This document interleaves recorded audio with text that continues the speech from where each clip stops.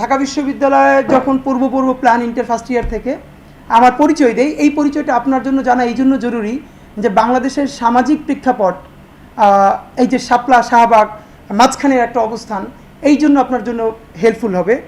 আমার আব্বা একজন আলেম, মাদ্রাসার প্রিন্সিপাল এবং মসজিদের ইমাম, এবং আমার কমিউনিটিতে তিনি অত্যন্ত সংগ্রামী একজন মানুষ বলে পরিচিত এবং সর্বজন শ্রদ্ধেয় আলেম। আমরা ভাই বোন সকলেই একটা সময় পর্যন্ত মাদ্রাসায় পড়েছি, এরপরে বিশ্ববিদ্যালয়ে পড়েছি।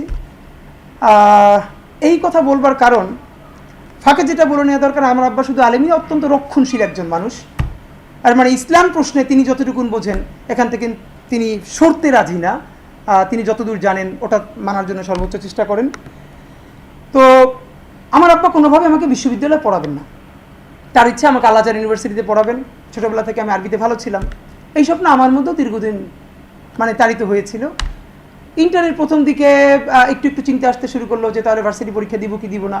আমার আব্বা খুবই অনড়, তার পয়সায় তার ছেলেকে তিনি বিশ্ববিদ্যালয়ে পড়াবেন না, এটা তার হিসাব।